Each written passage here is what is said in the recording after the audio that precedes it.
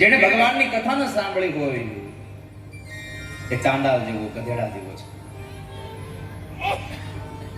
અને જેવો કથાનો આરંભ થયો ગંગાના ઘાટ ઉપર,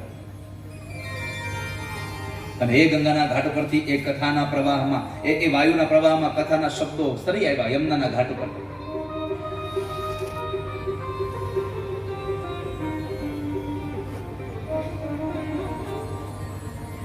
જેવા શબ્દો કાનમાં પડ્યા સત્સંગના, જ્ઞાન અને વૈરાગ્ય જાગ્યા, ઉઠ્યા, યમુનામાં સ્નાન કર્યું, એને તરુણ અવસ્થા પાછી મળી.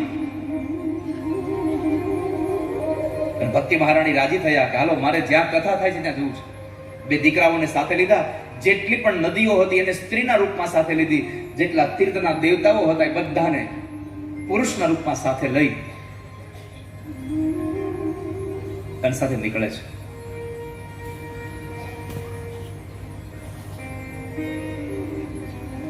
જ્યારે જાય છે ત્યારે ભાગવતજીમાં લખ્યું છે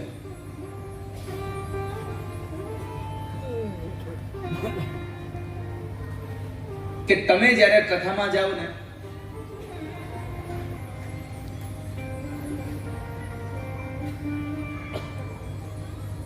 મનમાં ભગવાનનું નામ લેજો.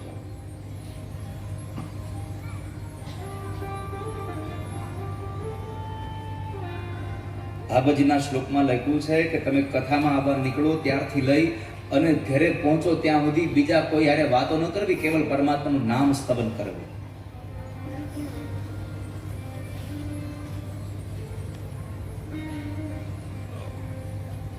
શ્રી કૃષ્ણ ગોવિંદ હરે મુરારે નાથે તે નામાની મુહુર વદંતી.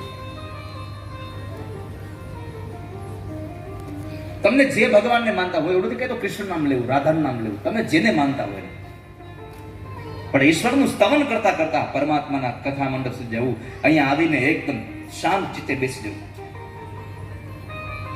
અને કથામાં આવો ને ત્યારે જો તમને બધાને અનુકૂળ હોય તો બે વસ્તુ લાવવાનું કહું. લાવશો કાલથી? લાવશો? કેટલા લોકો લેતા આવશો? કાલે પેલા આવવાના છો કેટલા? એ ખાલી હાથ તો કરો ને.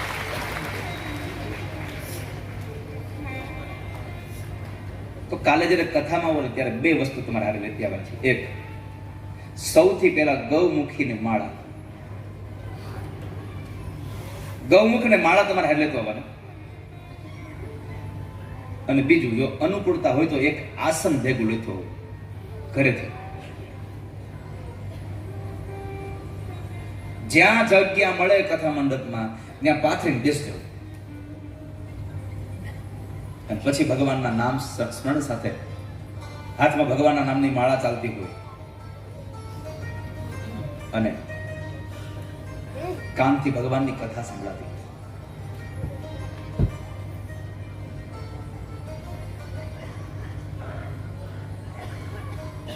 મુખથી ભગવાનનું નામ લેવાતું હોય.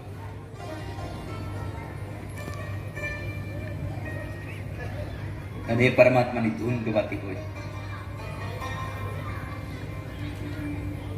રાધે રાધે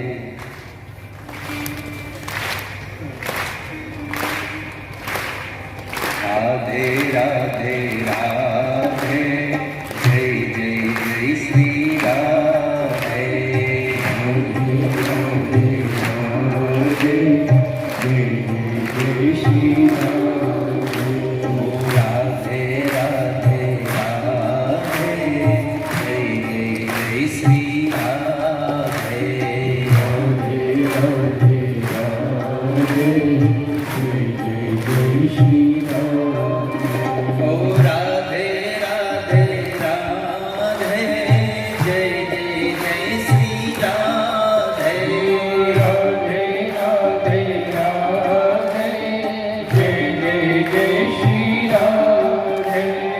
अगर ये वीडियो आपको पसंद आए तो लाइक करें और शेयर करना मत भूलिए.